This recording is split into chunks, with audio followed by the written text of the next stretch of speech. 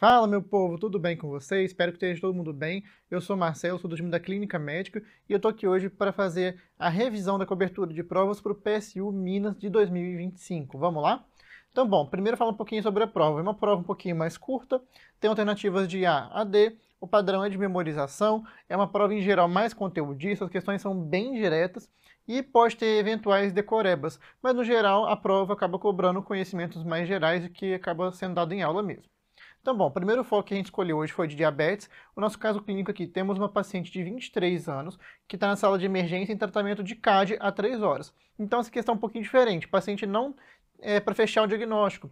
Ele já falou para a gente que tem esse diagnóstico e já está tratando. Beleza. Tem diabetes tipo 1, recebeu cloreto de sódio, né? EV, beleza, falou que recebeu, tudo certinho. E está recebendo insulina regular, 6 unidades por hora na bomba de infusão. Tá bom. Os dados vitais são PA de 110 por 78, frequência cardíaca de 96, respiratória de 25, então o paciente está estável, até agora tudo bem. Está com peso de 60, fez uma diurese aí de 250 desde admissão, que é relativamente pouco, né, mas tudo bem, vamos continuar vendo. Tem um laboratório de 3 horas de admissão, que tem um sódio de 141, então a gente já vê que tem um sódio elevado, né, chama a nossa atenção. Então, se o sódio sem corrigir está elevado, provavelmente corrigindo vai estar mais alto ainda. Então, o paciente vai precisar de soro ao meio. Então, a gente já vai lembrar disso aqui. Tem um potássio aqui de 3,8, então se a paciente está recebendo insulina com potássio de 3,8, ela vai precisar também de ganhar reposição endovenosa de potássio associada. Então, beleza, continuamos vendo. Creatinina, cloreto, né, para quem não precisa nesse momento, uma glicemia de 194. Então, tem uma glicemia que já está baixa, porém, a gente tem um pH de 7,20. A paciente permanece em acidose. Acidose, essa que é metabólica, e então a gente ainda não resolveu a cetoacidose diabética, apesar de já ter resolvido a hiperglicemia. Bom, ele quer saber qual que é a conduta mais adequada neste momento. Então vamos lá. A gente está diante de um paciente com cetoacidose. A gente vai ter que ver 3 pilares, que é o volume, a insulina e o potássio, não é? Bom, volume ela já recebeu. Lembrar de checar, de fazer o soro ao meio, porque o paciente está com sódio de 145. Então a gente já vai tirar aqui cloreto de sódio é 0,9 e aqui também que é 0,9. Então a gente ficaria entre a C e a D. Aí a gente vai precisar também de potássio, já que o potássio está de 3,8. Então a gente vai procurar aqui se tem potássio. Nas duas tem, então aqui a gente não conseguiu eliminar nada.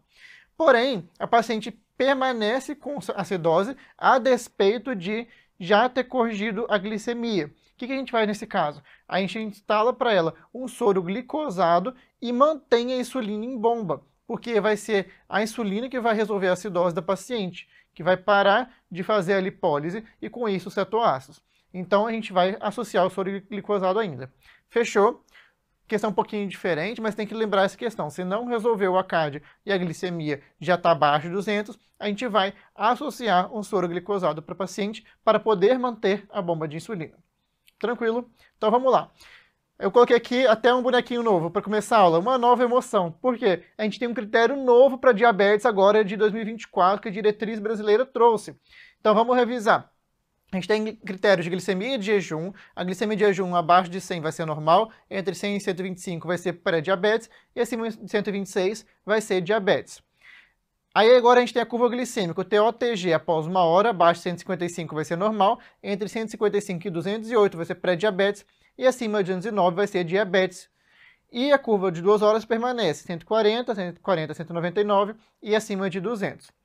E por último a glicada. A glicada normal abaixo de 5,7, entre 5,7 e 6,4 vai ser pré-diabetes e acima de 6,5 diabetes. O diagnóstico vai ser feito com 2 exames alterados ou ainda se o paciente tiver sintomas típicos como a glicemia ao acaso superior a 200. E aqui a glicemia sérica, a glicemia capilar não vale. Beleza? Então agora a gente vai ter um critério mais específico e mais sensível para o rastreio de diabetes, que é o TOTG de 1 hora. Bom, enquanto que a gente vai indicar o rastreio, vou sair da tela rapidinho aqui para vocês poderem ver esse fluxograma. A gente vai ter pacientes acima de 35 anos ou com sobrepeso e um fator de risco, e o Find Risk, que é uma calculadora super simples de a gente fazer, acima de 15. Aí a gente vai fazer idealmente com a glicemia de jejum e a glicada, e a gente vai ver se já tem os dois alterados para diabetes, fechou, já está diabetes. Se você tem ambos os exames normais, você já vai fazer o calculador de Find Risk ou se tem 3 ou mais fatores de risco. Se não, você repete o exame a cada 3 anos fazendo a glicemia de jejum e a glicada. Se tem exames normais, mesmo assim, com 3 fatores de risco, ou find risk alto, a gente vai fazer o TO-TG de 1 hora para ver se a gente está diante de um pré-diabetes. E aí a gente vai fazer a cada 1 ano a curva glicêmica. E mesmo assim também, se o paciente manter os fatores de risco adicionais, a gente vai fazer a cada 1 ano, mesmo que esteja com exames normais. Se está alterado, a gente vai confirmar o TO-TG na segunda hora, ou numa segunda amostra, por exemplo. Por outro lado agora, se você tem um teste alterado entre a glicemia de jejum e a glicada, com critério para diabetes, você sempre repete o exame que está alterado. Se fechou diabetes, beleza. Se não tem, você vai fazer a cada 6 meses os exames de rastreio. E se tem um critério para pré-diabetes, de novo você cai no TO-TG de 1 hora, abaixo de 209 vai ser pré-diabetes e acima de 209 é o TO-TG de 1 hora, fechando o diagnóstico para diabetes tipo 2. Fechou? Isso aqui eu aposto que vai cair na prova de vocês, porque é novidade de 2024. Então, bom, vamos lembrar a classificação do diabetes. A gente vai ter o diabetes tipo 1, que vai ser aquele diabetes que tem uma deficiência absoluta de insulina. Pode ser por destruição autoimune, que a gente fala tipo 1A, eu falo de 1A de autoimune, e idiopática, que é tipo B, que não cursa com positividade de autoanticorpos. Normalmente acontece mais em crianças e adolescentes, e o início é mais abrupto, pode acontecer inclusive com cetoacidose diabética ou sintomas de pólis. Então a gente vai ter peptídeo C endosável, lembrar que o peptídeo C ele é co-secretado com a insulina, então se ele está negativo é porque a gente não tem insulina endógena. O diabetes tipo 2, o protótipo seria paciente que tem resistência insulínica, ou seja, vai ser paciente com obesidade, com início insidioso, inicialmente com poucos sintomas ou até assintomáticos, que vão desenvolver a resistência insulínica e no futuro, com longo prazo, vai ter insulinopenia devido à falência de célula beta. Beleza? Para diferenciar, vai ter autoanticorpos negativos e um peptídeo C que normalmente vai estar positivo. O diabetes tipo LADA, ele é igualzinho ao diabetes tipo 1, é um diabetes que vai ter insulinopenia. Porém, o diabetes latente do adulto, a gente vai ter um paciente mais velho, ou seja, a partir de 30 anos, um adulto mais velho, com diabetes e tem autoanticorpos positivos, com destaque para o anti-GAD. E também a gente vai ter ausência de necessidade de insulina por 6 meses ou mais, ou seja, o paciente vai ter uma lua de mel maior, que a gente chama. E o diabetes tipo MOD é uma herança autossômica dominante. A gente vai pensar em pacientes com diabetes abaixo de 25 anos, então são adultos jovens, com história familiar positiva e que tem aquele diabetes ali meia boca, que fica ali no critério de pré-diabetes, nunca fecha exatamente o critério de diabetes, não desenvolve pólis nem nada. Beleza? Então aqui a gente tem o peptídeo C positivo e autoanticorpos negativos. O tratamento aqui é um pouquinho diferente. A primeira escolha vai ser a sulfonilureia para estimular a secreção de insulina. Então, bom, outra coisa que a gente tem que lembrar é as metas terapêuticas, com destaque aqui para a hemoglobina glicada. As provas têm gostado muito disso daqui. A hemoglobina glicada abaixo de 7 é uma meta geral, mas a gente tem metas diferentes. Para pacientes idosos abaixo de 7,5, e se a taxa de filtração glomerular estiver reduzida, é entre 7 e 7,9. Para idosos frágeis, a gente deixa abaixo de 8,5, e idosos muito comprometidos, a gente não fica dosando, só evitar sintomas de hipoglicemia. A gente também tem as metas para glicemia de jejum, idealmente a gente deixa até 130, mas para idosos frágeis a gente tolera um pouquinho mais. Além disso, a gente vai querer sempre evitar hipoglicemias, então hipoglicemias normalmente abaixo de 70, a gente vai querer menos de 4%, e abaixo de 54, que seria hipoglicemia nível 2, menor que 1%. Fechou?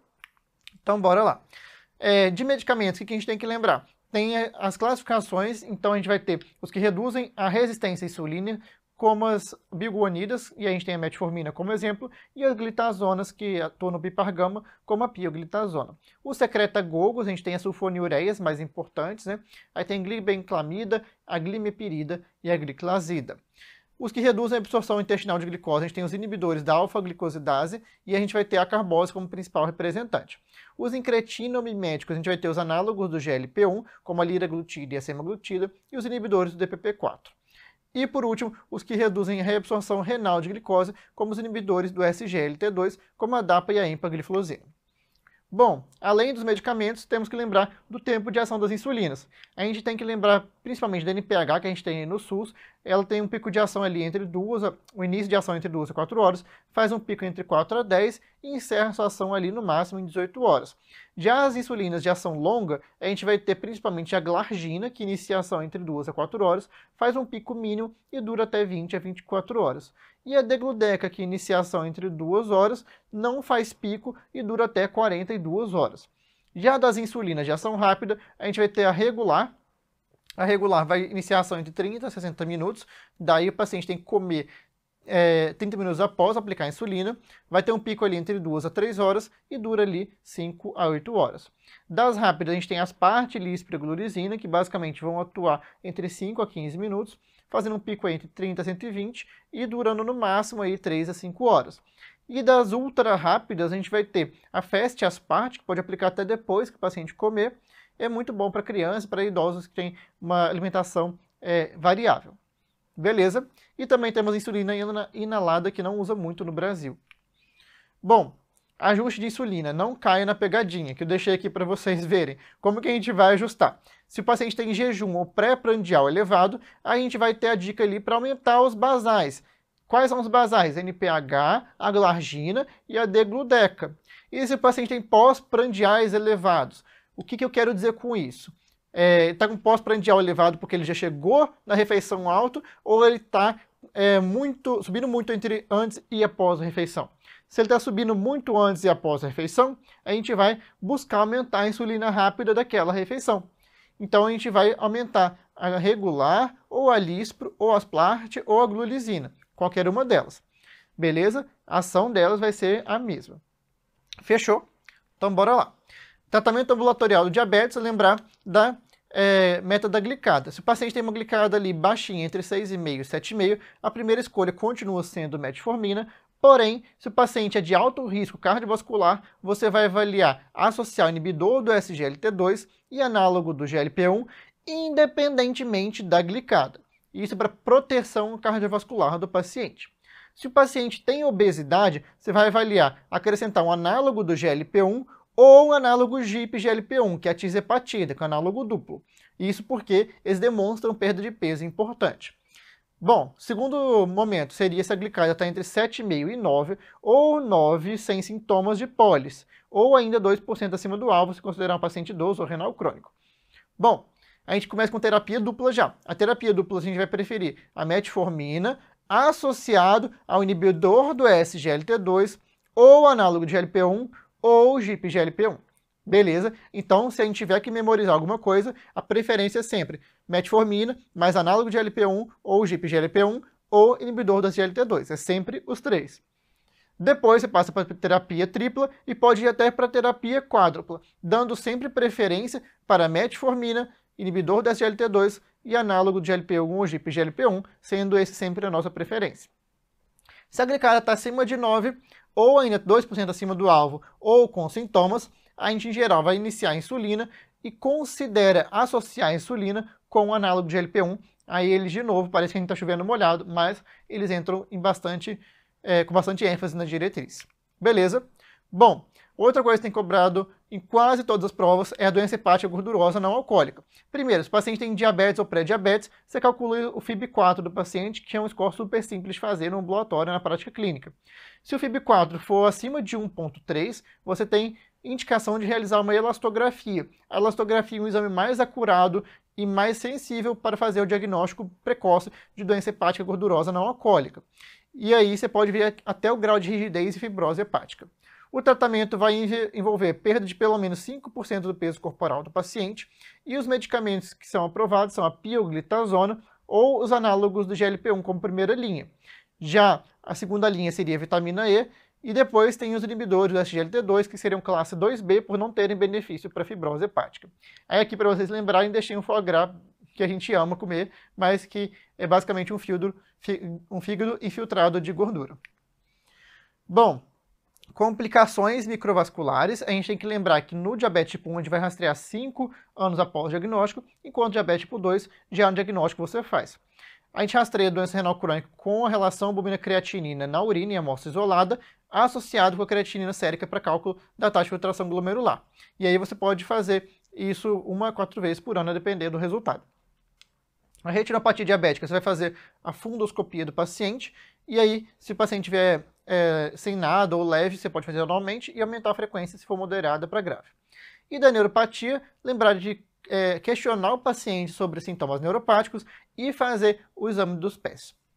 De retinopatia diabética também, tem que lembrar que a retinopatia diabética ela é dividida entre não proliferativa e proliferativa, sendo que a gente tem algumas lesões que são características. Ela inicia com microaneurisma, depois ela evolui para moderada, que não grave, depois tem algumas lesões que ele pode falar para você na prova.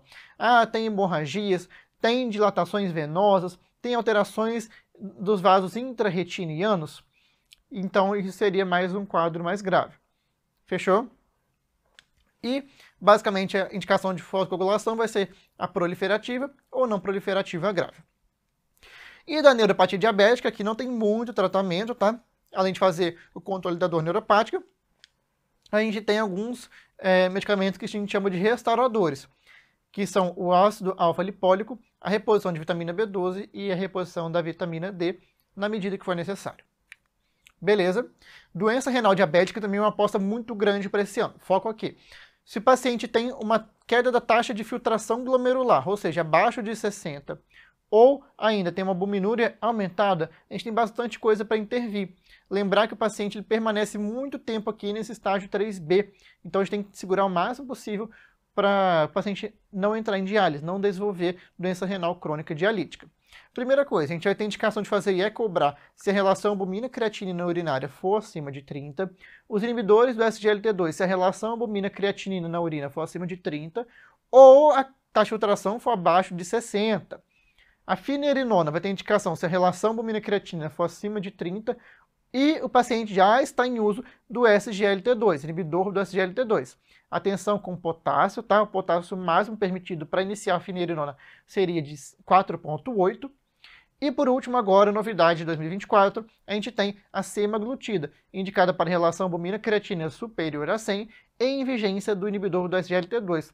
Vantagem dela, que ela é muito importante para perda de peso, então melhora o controle glicêmico também. Além disso, ela não vai ter essa questão do potássio que a finerenona tem. Então, se você tem uma relação albumina-creatinina mais elevada e você não tem como usar a finerenona, ou não tem como otimizar a IECA por conta da hipercalemia, você pode indicar a semaglutida. Fechou? Então, bora. Complicações agudas. A gente vai ter a cetoacidose diabética e o estado hiperglicêmico hiperosmolar. A cetoacidose diabética ela divide em cetoacidose diabética, porque vai ter presença de cetonemia positiva ou cetonúria fortemente positiva. Acidose metabólica e diabética porque vai ter uma glicose elevada ou histórico de diabetes.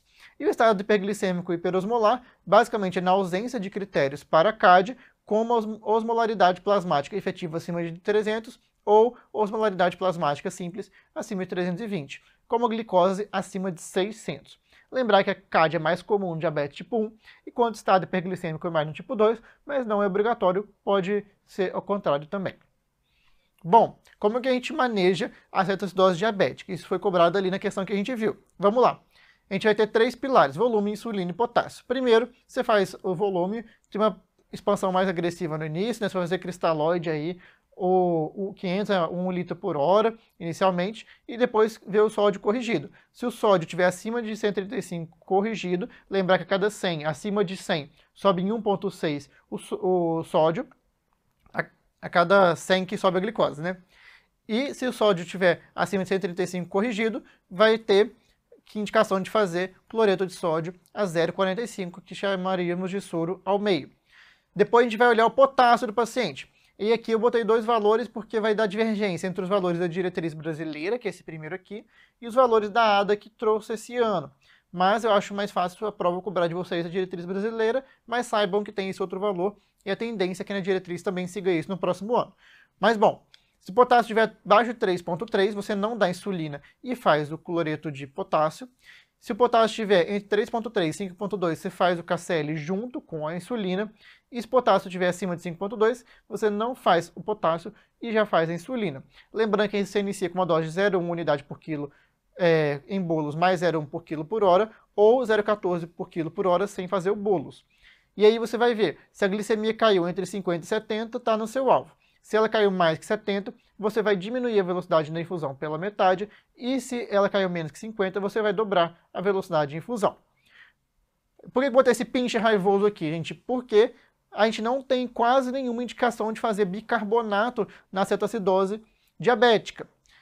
Quais são as indicações? Basicamente uma acidose grave e ameaçadora à vida. Quando tiver um pH inferior a 6,9 ou 7, segundo a ADA, e a gente não vai olhar aqui o valor do bicarbonato sérico. E o fósforo, a gente vai fazer só se o fósforo tiver abaixo de 1, tiver alterações musculares ou respiratórias. E aqui, por último, é o que a questão cobrou lá também. Se a glicemia chegar abaixo de 250, você vai fazer um soro glicosado, você vai manter a bomba de insulina, 0,05 pelo menos, para ter alguma coisa de insulina ali, e deixar a glicose ali aproximadamente em 200 mg por decilitro até a resolução da acidose. Fechou? Muito importante esse finalzinho aqui, tá? Então, os critérios de resolução vão ser a negativação da cetonemia, a cetonúria negativa não é critério de resolução, pegadinha também de prova, o pH ter melhorado, o bicarbonato também ter melhorado, e a glicose é melhor também. E aqui o anion gap resolvido também não é critério de resolução, ele é só para diagnóstico. E no estado hiperglicêmico e hiperosmolar, basicamente, de novo, não tem que ter cetoacidose diabética, a osmolaridade tem que ter melhorado e a glicose tem que ter melhorado. Tranquilo? Após compensação, ver se o paciente está bem, está com nível de consciência, você vai fazer a insulina regular ali 1 a 2 horas antes de ligar a bomba de infusão endovenosa, isso aqui é subcutâneo, tá? E você vai estimar a dose total de insulina e vai dividir 40% para basal e 60% para bolos, normalmente. Isso para diabetes tipo 1. E aí você vai calcular, baseado no peso, pode ser 0,5 a 0,6 unidades por quilo, se o paciente for DRC pode usar 0,3, ou usar o que o paciente já usava em casa, esquema pré-admissão, ou o que a prova gosta, que é isso aqui, usar a dose que o paciente usou nas últimas 6 horas, multiplicar por 4, que você vai estimar a dose que ele usaria em 24 horas, e aí você vai fazer mais ou menos 60 a 80% dessa dose, e dividir para basal e bolos. Fechou? Então, era bastante coisa que a gente queria trazer de diabetes. É um tema que está muito em alta, porque teve muita alteração e pode ser que venha com força aí na prova esse ano. Então, bom, próximo tema também, que é um tema que caiu muito na prova do PSU, foi de tireoide. Questão aqui, melzinho na chupeta. Vamos lá. Mulher de 23 anos realiza consulta periódica de saúde e palpou um nódulo tireoidiano. Tranquilo.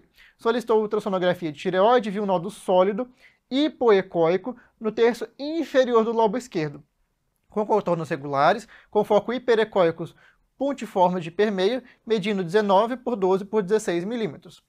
Qual das características ultrassonográficas deste nódulo tireoidiano não está associado com maior probabilidade de neoplasia? Aí ele falou contornos regulares, foco hiperecogênico pontiforme de permeio, hipoecogênico e sólido. Lembrar que contorno regular vai ser o nódulo todo bonitinho, o foco ecogênico sugeriria para a gente microcalcificação, que é maligno. Da ecogenicidade, o nódulo hipoecogênico ou acentuadamente hipoecogênico, que a gente chama de nódulo feio, e sólido, com certeza, seria o que é compatível com malignidade, já que os nódulos císticos são benignos ou espongiformes. Fechou? Questão bem tranquila para poder não perder tempo na hora da prova. Mas vamos lá. Rapidinho. A gente vai ter o hipotálamo, que vai mandar o TRH para a nossa adenohipófise, que vai mandar o TSH lá para a nossa tireoide, estimulando a produção de T3 e T4. O aumento da produção de T3 e T4 vai fazer feedback negativo para a hipófise e para o hipotálamo, conforme a sua produção. Bom, aqui, rapidinho, como que funciona a tireoide. A gente tem nossos folículos tireoidianos, que vão ter colágeno no seu interior, e a formação do hormônio tireoidiano funciona da seguinte maneira, rapidamente, brevemente. A gente vai ter o cotransporte de iodo e sódio lá para dentro da nossa célula tireoidiana, da nossa célula folicular, como a gente falou, e lá dentro da nossa célula tireoidiana a gente vai ter a oxidação do iodo pela tiroperoxidase, e aqui a gente vai ter a ação do anticorpo anti-TPO, destruindo a nossa glândula, né? E a gente vai ter a iodação da tireoglobulina. Depois ela vai ser conjugada, vai sofrer endocitose e, por último, ela vai ser excretada na circulação sanguínea. Fechou? Então, só para a gente lembrar que a gente vai querer que o iodo seja oxidado e ligado à tireoglobulina.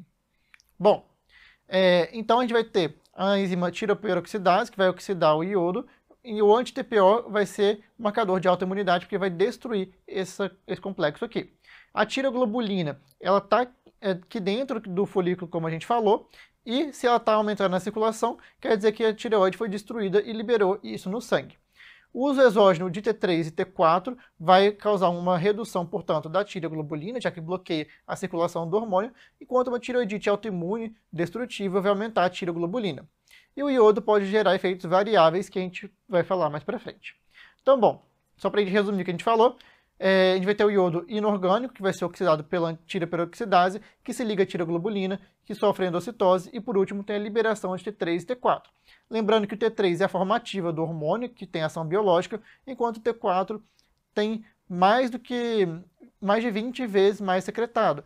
E o T4 é convertido em T3, em sua maioria, na periferia. Isso é feito através das enzimas desiodases, e a gente vai ter a desiodase tipo 1, que está no fígado e nos rins, a desiodase tipo 2, que está no sistema nervoso central, hipófise e no músculo, e a desiodase tipo 3, que vai basicamente controlar o excesso de hormônio tireoidiano, convertendo T4 em T3 reverso, que é a forma inativa. Bom, aqui tem uma pegadinha, antes da gente falar de função tireoidiana, que é a síndrome do eutireoideu doente. São alterações do TSH e do T4 livre devido a estresse agudo em pacientes que não têm tireoidopatia, ou seja, o paciente ele é eutireoideu e ele está doente. O que a gente vai esperar? Primeiro, a gente vai ter uma fase em que vai cair tudo, ou seja, cai o T3, mas aumenta o T3 reverso. Que a gente falou ali, aumenta a ação da desiodase tipo 3. Então, a gente aumenta o T3 reverso, que não tem forma ativa. Porém, a gente perde a forma ativa, que é o T3 total, e ao mesmo tempo a gente gera um feedback negativo no nosso TSH. No paciente que está se normalizando, que está se recuperando no finalzinho, vai ter uma queda do T3 reverso, com isso vai ter um aumento do TSH e volta a aumentar as formas ativas do hormônio tireoidiano. Fechou? Então bora lá. Como que a gente vai analisar a função tireoidiana? Em geral a gente vai ver o TSH e T4 livre, e a gente tem algumas drogas que a gente tem que lembrar. Principalmente, quando tem uma redução da relação T4 e T3, lembrar dos anticonvulsivantes, mas outros medicamentos como a AS, furosemida também. Os que aumentam o T4, a relação T4 e T3, a gente tem que lembrar da heparina e da própria amiodarona. A amiodarona pode fazer uma bagunça na tireoide. Com a redução do TSH, tem a biotina, as provas amam cobrar isso daqui, elas simulam um quadro de tireotoxicose. Apesar do paciente não ter disfunção tireoidiana, parece que tem no exame laboratorial. E corticosteroides também, que bloqueiam o TSH. E por último, que aumenta o TSH, tem que lembrar do lítio. Bom, como que a gente vai analisar um paciente que está com hipertireoidismo? Se a gente tiver um TSH que está reduzido, ou seja, bloqueado, e aumenta o T4, a gente está diante de um hipertireoidismo primário. E aí, normalmente, é a própria tireoide. Se a gente tem um TSH reduzido com T4 livre normal, a gente fala de um hipertireoidismo subclínico, igualzinho lá no hipo. E também na própria tireoide. Se você está usando hormônio externo, você vai ter uma queda do TSH e um T4 livre que pode estar aumentado ou não. E, por último, no hipercentral, você vai ter um aumento do TSH e também um aumento do T4 livre, e a causa seria o TSH-OMA, que aqui, na verdade, é uma causa bem rara e as provas não costumam cobrar tanto. Bom, você está lá, então, diante de um hipertireoidismo primário, você está com um TSH bloqueado e um T4 livre aumentado. Você descartou o uso exógeno de hormônio, você vai ver, a paciente tem estigma de doença de Graves, ela tem um bócio difuso, ela tem oftalmopatia de Graves, ela é uma paciente jovem, então, se sim, fechou o diagnóstico de Graves, não precisa de fazer nada. Se dúvida, você faz o TRAB. Se o TRAB for negativo, você vai submeter a paciente a uma cintilografia da tireoide com captação de iodo. Se a cintilografia estiver aumentada de maneira difusa, a gente vai estar diante de uma doença de Graves. Se está em um nódulo único ou vários, a gente vai falar de um bócio multinodular tóxico ou um adenoma tóxico. E se a cintilografia não capta nada, a gente fala de uma tireoidite. Bom, e o TRAB positivo confirmou já a doença de Graves, não precisaria nem de fazer a cintilografia. Aqui estão exemplos de cintilografia para a gente poder ver. A cintilografia normal da tireoide, ela capta um pouquinho bilateral. O Graves, você vê que ela está bem aumentada e capta dos dois lados. O adenoma tóxico, você vê que tem só um nódulo aqui que está captando de maneira bem intensa. O bócio multinodular são vários nódulozinhos. E a tireoidite, ela está toda destruída. Bom, doença de Graves é a principal causa de hipertireoidismo, é mais comum em mulheres, principalmente mulheres mais jovens, e a causa principalmente autoimune. Tem que lembrar que pode ter alterações como mixedema pré-tibial e a oftalmopatia de Graves. Da oftalmopatia de Graves, as causas que podem piorar são o tabagismo, a presença do iodo radioativo, porque ela vai destruir a tireoide e com isso aumenta o trábio que vai causar isso, a gravidade do próprio hipertireoidismo e a elevação do trábio. O tratamento da doença de Graves vai passar por controle dos sintomas adrenérgicos. Ele pode usar um beta-bloqueador, com preferência para não seletivos, como o propranolol, que vai, além de reduzir os sintomas adrenérgicos, inibir também um pouquinho a conversão periférica de T4 em T3. E isso tem 3 pilares, que são as drogas antitireoidianas, que são as tionamidas, a radioterapia e a cirurgia. Das tionamidas, tem que lembrar que elas vão inibir a síntese do hormônio tireoidiano. A primeira escolha vai ser sempre o metimazol, o tapazol, e o propil vai ser utilizado principalmente no primeiro trimestre de gestação ou na crise tireotóxica. Isso porque ele inibe um pouquinho a conversão periférica de T4 em T3. De eventos adversos, tem que lembrar principalmente da hepatotoxicidade e da granulocitose. Deixei alguns outros aqui mais raros, como vasculite ANCA associada e ainda a poliartrite e síndrome de lupus-like. Bom, das drogas antireoidianas, então, a gente vai lembrar que o propiltiracil está mais associado com hepatite, enquanto o tapazol está mais associado com a colestase. E a gente não inicia se tiver uma elevação de TGO e TGP acima de 5 vezes o limite superior da normalidade, e também se os neutrófilos estiverem abaixo de 1000. A gente solicita um hemograma, então, antes de iniciar o tratamento e após o tratamento, se tiver suspeita, ou seja, febre e odinofagia. Suspeita para neutropenia. E a gente normalmente vai deixar tratamento com droga por 12 a 18 meses. Se tiver um TRAB baixo em recidiva, você pode interromper o tratamento. E aí, se tiver recidiva e tiver ainda mantendo o hipertireoidismo, você vai encaminhar o paciente para o tratamento definitivo. Do tratamento definitivo, tem que lembrar da radioterapia. Em geral, ela vai destruir a tireoide e causar um hipotireoidismo que é mais fácil de controlar do que o hiper. E aí, a vantagem é que ela é super simples da gente fazer e desvantagem é que ela pode piorar orbitopatia e é contraindicada na gestante. Então, como a gente falou, contraindicada na oftalmopatia de Graves, principalmente na oftalmopatia grave, na gestação, lactação, pacientes menores de 5 anos e também com nódulo suspeito para malignidade, já que você vai destruir e liberar para a circulação sanguínea. Bom, e da cirurgia, que seria o terceiro pilar, a gente vai indicar principalmente para pacientes que não têm indicação de radiodo, que seria a oftalmopatia de Graves grave, ou refratariedade a drogas antireoidianas, ou ainda a radioterapia, que está refratário. Bossos volumosos, com sintomas compressivos, bossa mergulhante também, vai ter indicação de fazer cirurgia. Também pacientes com suspeita de neoplasia, principalmente da própria tireoide, com hiperpara concomitante e pacientes gestantes. E aí, se você for fazer na gestação, dê preferência para fazer no segundo trimestre. De complicações, lembrar que pode causar um hipoparatireoidismo, já que você arranca a tireoide fora, e pode arrancar as paratireoides. E lesão nervosa, ali principalmente laríngeo recorrente. Crise tireotóxica, que a gente tem que lembrar que ela simula um quadro de sepse, e a gente tem até alguns scores para poder ver, mas que a gente, no geral, acaba suspeitando um quadro semelhante a uma sepse, e vai ser precipitado por infecções, cirurgias, estresses agudos gerais, e ainda suspensão das drogas antitireoidianas. O tratamento vai ser manter o paciente em suporte, aí você tem esse mnemônico aqui do ABCI, que vai ser drogas antireoidianas, com preferência para o propiltiracil, nesse caso em altas doses, os beta-bloqueadores, de preferência para não seletivos, os corticoides, lembrar que a hidrocortisona, para prevenir uma crise de insuficiência adrenal secundária, porque aumenta a demanda metabólica devido ao excesso de hormônio, o iodeto de potássio, que é o Lugol, lembrar sempre 2 horas após os hormônios, e medidas heróicas e desesperadoras seria a colestiramina, que é o sequestrante de ácidos biliares, a plasmaférese ou o uso de lítio. Tireoidites agora, isso aqui tem caído nas provas também, eles gostam de cobrar isso daqui. Basicamente tem uma destruição dos folículos tireoidianos e liberação dos hormônios já pré-existentes, e você vai ver uma baixa captação na cintilografia com radiodo, de 24 horas. Bom, a mais clássica é a tireoidite subaguda de Dequervain ou tireoidite subaguda granulomatosa. Basicamente é um paciente pós-viral, ou seja, teve um quadro de uma IVAS 1 a 3 semanas antes, que evolui com pródromos inespecíficos, depois com uma dor cervical muito importante, uma uma cintilografia com radiodo com baixa captação e uma elevação do VHS que é bem marcante, normalmente de mais que 50.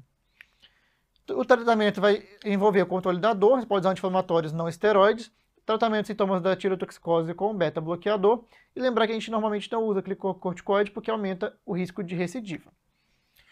Tireoidite e amiodarona, vamos lembrar rapidinho aqui. Lembrar que a amiodarona pode levar tanto ao hipotireoidismo, que a gente chama de efeito de Wolff-Chaikoff, ou seja, off de desligar a tireoide, ou a tireoide pode ficar hiperfuncionante, a gente tem o efeito George-Basedow. Eu lembro aqui de Basedow-Graves. E a gente, se tiver uma clínica de tirotoxicose, lembrar que a gente tem dois tipos, a tireoidite induzida por amiodarona tipo 1 e a tipo 2. A tipo 1 é o paciente que já tem previamente uma tireoidopatia, pode ter uma doença de Graves, por exemplo, e ele evolui com um aumento do hipertireoidismo. Ou seja, a instalação vai ser logo no início do tratamento, vai ser com uma cintilografia com captação pode estar baixa, normal ou até alta, então aqui vai diferenciar se tiver alta. Uma ultrassonografia com aumento da vascularização, então a gente chama aqui aquele aspecto de inferno tireoidiano, e as tionamidas como tratamento. Enquanto a tipo 2, basicamente vai ser uma tireoidite destrutiva em um paciente que previamente não tem tireoidopatia. Vai demorar aí meses e anos e você vai ter uma redução do fluxo sanguíneo na ultrassonografia.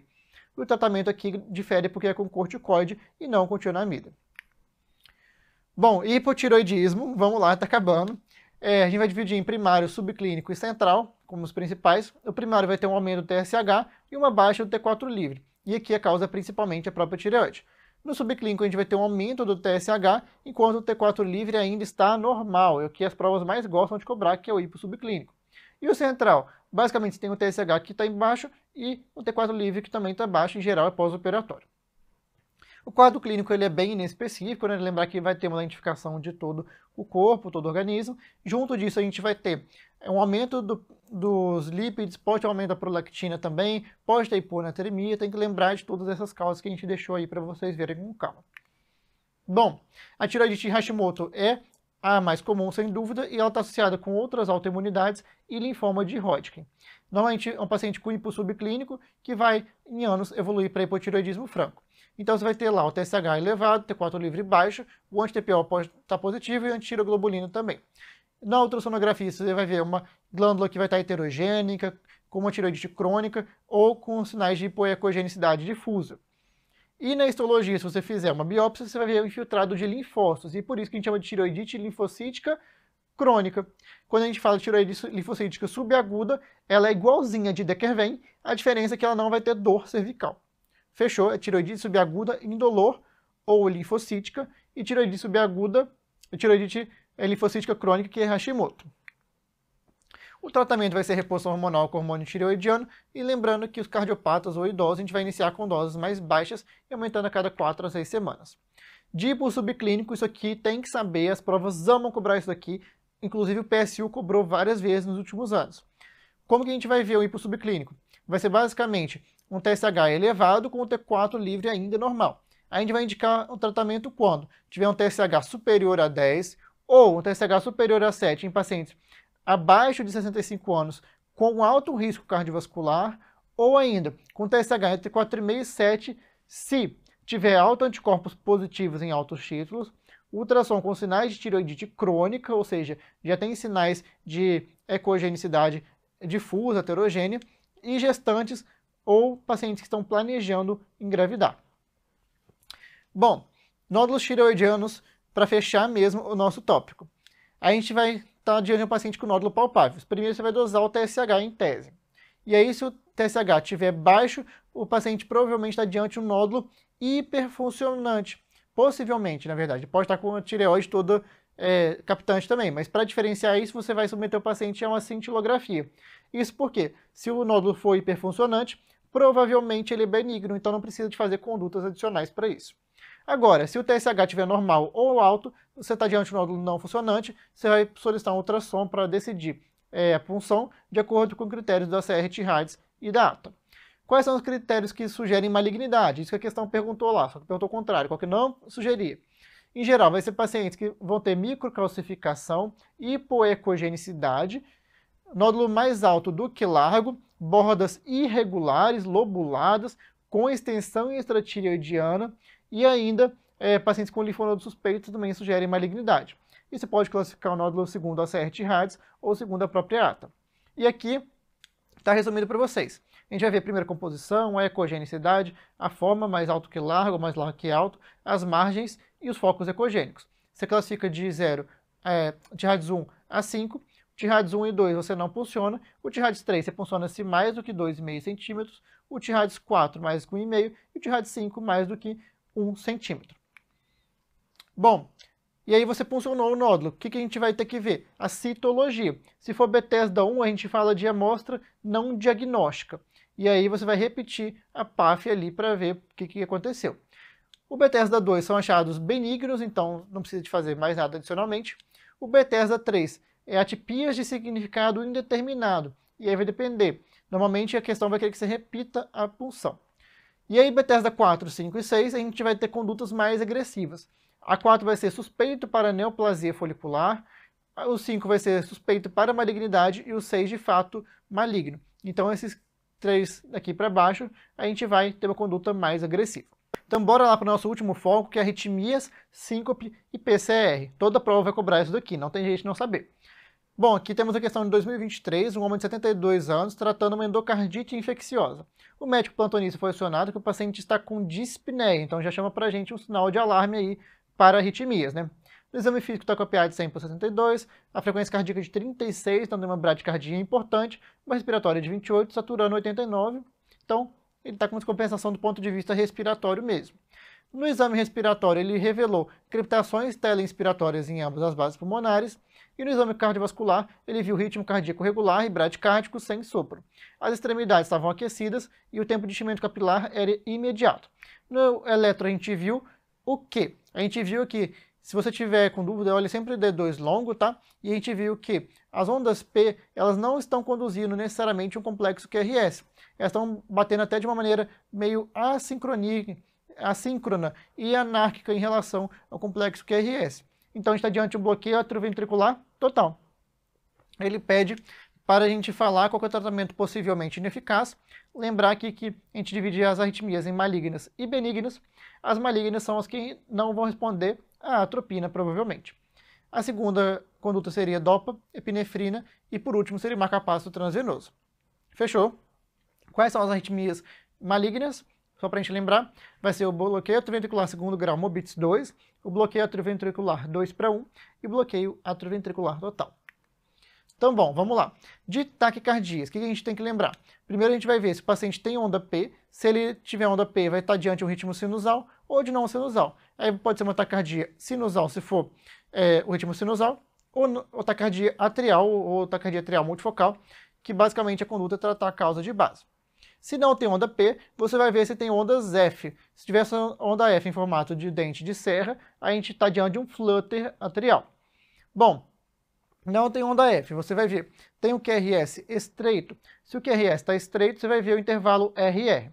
Se o intervalo RR está regular, você está diante de uma taquicardia supraventricular. Se o intervalo RR está irregular, está diante da fibrilação atrial. E por último, você olha se o QRS está largo, que como maior representante a gente tem a taquicardia ventricular. Como que a gente vai tratar? Em geral, a gente vai ver, tem critérios de instabilidade, que basicamente são 4 Ds. Perguntar, o paciente tem desmaio, dispneia, dor torácica ou diminuição da PA? Se sim, cardioversão elétrica sincronizada e acabou a história, não tem conversa. E aqui estão os joules para vocês verem e decorarem depois. Se não tem esses 4 Ds, o paciente está estável, então você vai ver manejo como cada taquicardia. Na supraventricular, você pode tentar manobra vagal e depois adenosina. Na taquicardia ventricular, pode tentar procainamida, amiodarona ou sotalol. Se tiver torsades estáveis, pode tentar sulfato de magnésio. E na FA tem fluxograma próprio. Então, bom, a primeira que a gente vai ver é a taquicardia supraventricular paroxística. Lembrar que tem duas principais, que é a taquicardia supraventricular por reentrada nodal ou por reentrada atrioventricular, mas esse aqui é o protótipo só para a gente revisar mesmo. Basicamente, uma taquicardia de QRS estreito com intervalo RR regular e sem onda P. A gente primeiro pode tentar manobra vagal, como a manobra de valsalva ou valsalva modificada, e lembrar de evitar massagem de seio carotídeo em paciente idoso. A gente também pode tentar adenosina em seguida, na dose 6 mg, depois 12 mg e depois 12 mg mais uma vez. Por último, pacientes refratários, a gente pode tentar a ablação. E aqui está um eletro para a gente ver, você vê que o paciente está super taquicárdico e você consegue ver que tem ausência de onda P, intervalo RR regular com QRS estreito. E aí tem uma pegadinha também, que é a síndrome de pré-excitação, que pode ser a Wolff-Parkinson-White. Basicamente, se tiver a presença de onda delta, quer dizer que o paciente está conduzindo por uma via anômala. E o que a gente tem que saber disso daqui? Se você tiver essa onda delta, você não pode fazer adenosina, porque senão você conduz tudo pela via anômala do paciente, e aí ele pode evoluir para parada cardiorrespiratória. Bom, de taquicardia atrial multifocal tem que lembrar que tem a presença de onda P, o intervalo RR irregular, e as ondas P podem estar com diferentes morfologias. Aqui a gente consegue ver de maneira bem satisfatória. Você vê que aqui tem uma onda P com uma morfologia, enquanto aqui está completamente diferente. E está com o intervalo RR irregular, apesar de onda P preceder todo o QRS. Bom, a FA, que sem dúvida é o que mais aparece na vida e também nas provas. Na FA aguda, você vai ver, a FA tem mais de 48 horas ou de início desconhecido, você vai inicialmente fazer controle de frequência para esse paciente e anticoagular. E fazer um eco transesofágico se você tiver disponível. Se você não tiver disponível, você vai anticoagular por 4 semanas, para depois avaliar o controle de ritmo. Se você tiver um eco transesofágico disponível, você vai ver se tem trombos intracavitários. Sem trombos, você vai fazer o controle só, pode fazer o de ritmo ou de frequência, e com trombos, você vai fazer só o controle de frequência e anticoagular por 4 semanas. Porém, se a FA de início recente é menos de 48 horas, você pode tratar os desencadeantes, seja drogas ou álcool, e pode fazer o controle de ritmo sem necessidade de anticoagular, beleza? E depois você anticoagula por 4 semanas, independente do fluxograma que você seguiu. Fechou? Eles vão cobrar isso daqui. E FA antiga, quando que a gente vai decidir se a gente faz controle de ritmo ou de frequência? Em geral não tem superioridade de um ou de outro, mas em geral a gente prefere o ritmo para pacientes jovens, muito sintomáticos, que tem o átrio esquerdo pequeno, enquanto o controle de frequência a gente vai preferir para pacientes idosos, com poucos sintomas, muitas comorbidades, ou um átrio esquerdo grande. Aqui estão os principais antiarrítmicos para vocês verem, que a gente tem que lembrar da propafenona, do sotalol e da amiodarona, e para controle de frequência, lembrar que a gente tem os beta-bloqueadores, os bloqueadores do canal de cálcio, a digoxina e, por último, a amiodarona. Isso aí para vocês lerem com calma depois. Quando a gente vai decidir sobre anticoagular ou não um paciente com FA? Você vai fazer esse score que a gente chama de Child-Vac, todo mundo aí deve estar ciente do que se trata. Lembrar de pontuar segundo os critérios, e se tiver mais do que 2 pontos, você vai anticoagular já independente do sexo. Novidade aí de 2024. Temos o score também de Hasbled, que ele vê o risco de sangramento, mas ele não contraindica a anticoagulação. Lembrar também que, se o paciente tem um FA valvar, tem uma DRC com taxa de filtração abaixo de 30, tem um SAF triplo positivo, a gente tem que fazer a varfarina, e a gente não tem estudo ainda para anticoagulante oral direto com amostra satisfatória, assim, com benefício adequado. Bom, floteira atrial, basicamente aquelas ondas F em forma de dente de serra, condução bem semelhante a FA, lembrando que se você for cardioverter, é uma carga menor em 50 a 100 joules. E aí, a gente tem aqui, de maneira bem pronunciada, esses dentes em forma de serra mesmo. De taquicardia ventricular, lembrar que a gente vai ter a presença do QRS alargado, a gente tem a TV monomórfica, com a morfologia do QRS sempre iguais, e só para a gente ver aqui, só para exemplificar, que está bem semelhante de um para o outro, enquanto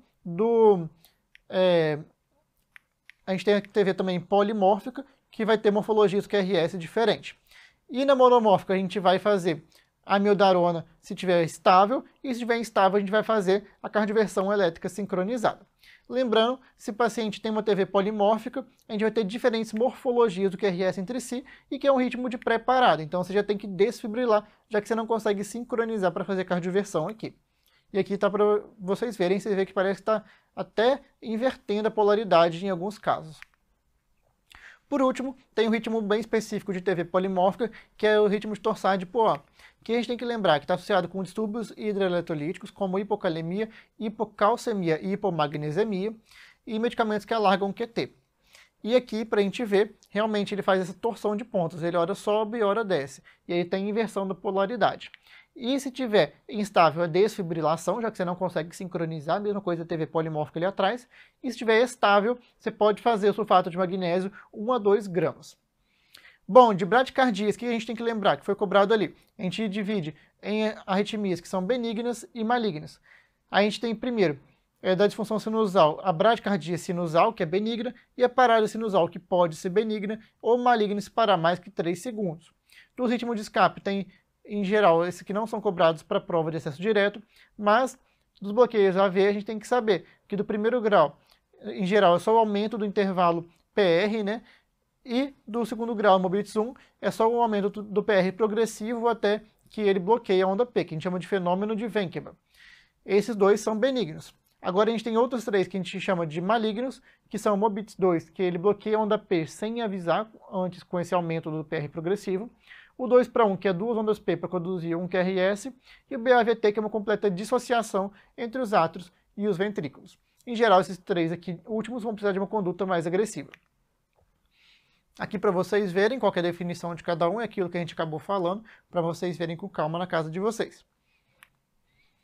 E qual que é a conduta? Em geral, ela é bem semelhante para todas as bradicardias.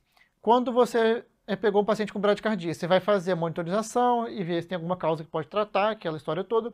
Se tem algum sinal de repercussão, o paciente está instável. E aí você pode tentar primeiro a atropina, 1 mg, podendo repetir a cada 3 a 5 minutos como primeira escolha. Se não melhorou, você pode fazer o marcapasso transcutâneo, ou bomba de dopamina, ou bomba de adrenalina. Se não melhorou, você pode fazer o marcapasso transvenoso ou consultar um especialista. Por último, se o paciente está estável, você só vai observar esse paciente, ver se tem alguma causa reversível e consultar com o especialista. Parada cardiorrespiratória, que realmente é a última parte da aula, só para a gente lembrar. Se você pegou um paciente que está em parada cardiorrespiratória, você começa já a RCP com compressões torácicas e vai monitorizar esse paciente. Monitorizou, o paciente está com ritmo chocável, a prioridade é sempre o choque. Então aqui você identificou o ritmo chocável, é choque. Beleza, chocou, o que você vai fazer? Retorna a compressão torácica, retorna a compressão por mais 2 minutos. E aí você vai checar o ritmo e o pulso a cada 2 minutos. Se estiver permanecendo, você vai fazer mais um choque. E aí, depois do segundo choque, você faz a adrenalina como primeira droga. Depois do terceiro choque, você vai fazer a amiodarona. E aí depois vai fazendo adrenalina, depois a amiodarona na metade da dose. E, por último, você só faz adrenalina ciclo sim, ciclo não, até que ele volte à circulação espontânea ou degenere para um ritmo não chocável. Tranquilo? E aí, também lembrar que onde for a amiodarona, pode usar a lidocaína também. Ritmos não chocáveis. A gente vai ter principalmente a ESP e a sistolia. Lembrar que na sistolia que a gente tem que checar os cabos, os ganhos e as derivações. E aqui, como a gente não tem que chocar, a prioridade vai ser a droga. Então aqui você faz a epinefrina já no primeiro ciclo. E aí você vai ter ciclo sim, ciclo não, que fazer epinefrina e lembrar aquele 5H e 5T de causas reversíveis de parada para identificar possíveis causas do ritmo não chocável. Beleza? E aí você vai continuar aí por tempo indefinido. Fechou? Era isso que a gente queria trazer sobre o PSU Minas. A gente está junto com vocês, estamos à disposição e juntos até o final que vai dar certo essa prova e em todas as outras.